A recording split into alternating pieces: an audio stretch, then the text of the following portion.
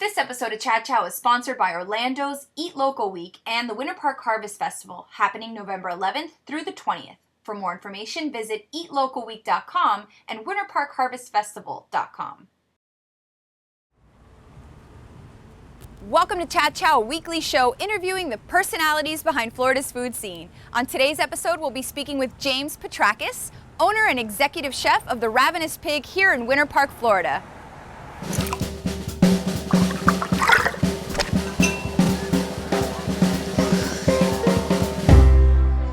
You're drinking a bacon old fashioned, and I am drinking a Brooklyn lager.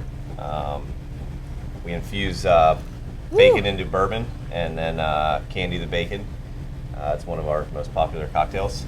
Definitely. Everybody seems to be wanting bacon in any fashion these days. Yeah, so, bacon. I'm trying to give it to them. All right. How has the culinary food scene changed in Orlando over the past 5 years? It's definitely evolved dramatically in the past 5 years. I think the customer base has, I guess, gotten more educated in the food and more adventurous, and that makes it easier for us as culinarians to kind of give them different things and be more out of the box, more adventurous. Orlando's been known as kind of the town of chains for years and where chains started, but there's a lot of young chefs now who are trying something different and trying, I think there's more of a base, a population that actually grew up here and takes pride in living here, a little bit more so than maybe the last generation. So they're trying to give their neighbors and their friends something different, right. Somewhere to go hang out that's fun and kind of pushing the envelope and actually creating some thought behind food. So it's definitely what you guys are doing here. Tell us how the Ravenous Pig came to be. The Ravenous Pig, my wife and I are both from here. Grew up here in Winter Park. I grew up out in Oviedo. Moved to New York, met in New York in a bar. Lived in New York together, lived in Atlanta together, cooked, and we're just learning, being young. And we wanted to come back here. Our families are here. And when we got back here, there wasn't a whole lot going on, honestly, culinary-wise. So we worked hard, borrowed as much money as people would give us. And is it a challenge? And we wanted to give, our neighborhood something different. Something that we experienced in New York and Atlanta, and we thought, hey, let's just give it to them and see what happens, and I think they're going to like it, and, knock on wood, everybody seems to gravitate towards it. Who's a better cook, you or your wife? Definitely my wife. Really? Honestly. I bark real loud, and she has all the talent, so it kind of works out, and I know my place, and I just sort of do what she says, and it works out real well. It's been a great team and a good partnership. Now, the term gastropub has become quite a trend. Yeah. How do you know if you found a real gastropub, or in other words, what makes a gastropub a gastropub? It's definitely up for interpretation at this point. When we started to do this, I was cooking in the Ritz-Carlton for a chef that worked for John George, and she was cooking at a fine dining place in New York City as well. And we love food and we love that whole aspect, but we're pretty laid back. The whole fine dining, white tablecloth really wasn't our thing long term, and we knew that. We saw the Spotted Pig in New York when we lived up there, and we just sort of said, hey, this is our thing. So we went to London to kind of check out what was going on. Right. And it really started, or how I think it started, was everybody in London goes to have a pint of beer after work. So they had a captive audience, a younger 30-something audience that had some disposable income.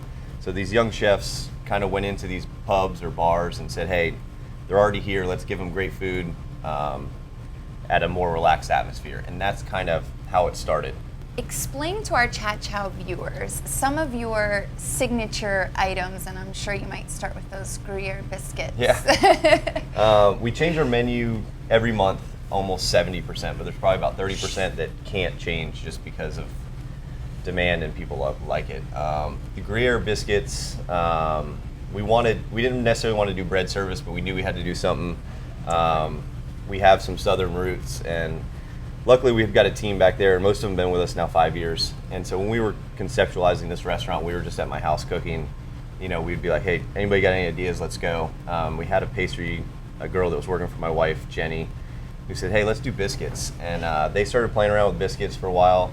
And when we were in London, we had smoked sea salt And I was like, yeah, let's do smoked sea salt, traditional Southern biscuits, and add in some Gruyere cheese, and that'll be our bread service. And it just sort of took off from there. Definitely. And some of the other dishes, popular dishes? The popular dishes, the shrimp and grits can't go. They love that. The lobster tacos are definitely kind of what we're known for. And then, honestly, the burger. As much as I, pride myself on being this great chef or want to be this great chef, Still comes down to the burger. We make our money on the burger, and people love the burger. They come back for it. We just do pretty traditional caramelized onions, blue cheese, and a certain grind. Now, you guys have monthly roasts, right? Yeah. How do those go down? First Saturday of every month. It kind of started as, again, a neighborhood thing on Saturdays for football games. I was like, I've got a lake house that a lot of these pictures are that we used to roast pigs out for the Gator games, before the Gator games. So I was like, you know what, let's give the neighborhood, an old pig roast. So we roll the smoker around and we fire it up early in the morning, and we just sort of smoke 2 pigs, and we do a barbecue platter, and it's $15. You get a beer, you get a plate of barbecue, the music gets turned up a little bit louder, the football games are going. It was just sort of a neighborhood get together, like, hey, Saturday morning, come have some barbecue and a beer. And awesome. The cooks love it. We have a good time back there. The roast days are fun for us too. Now, if you're not a big beer drinker, how would you go about pairing beer with some of your menu items? I think the easiest way to take beer and pair is to use the bitterness or the hops that's in beer. And that's what makes it good with food. Because basically after every bite, the bitterness and the hops from the beer will kind of wash away or cleanse your palate. That bitterness is actually a very important taste component.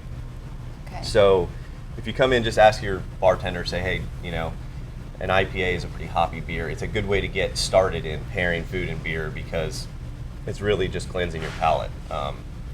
And playing off the bitterness with the burger is a perfect example. So what would you pair with the burger? That was what I was going to ask. A hoppy IPA works Okay. perfectly.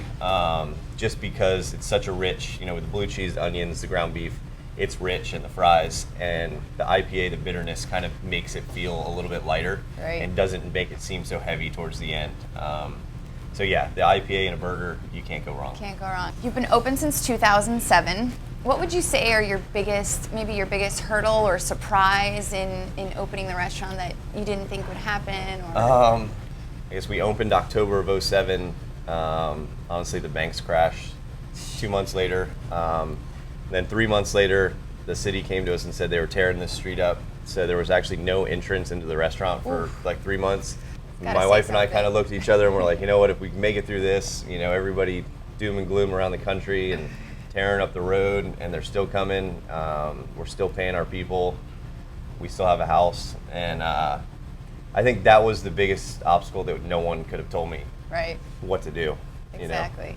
So. Thank you so much. No problem. A final cheers. Yeah. I think is in order. Cheers. Cheers. You guys enjoy. Thank you. Bacon, bacon, bacon.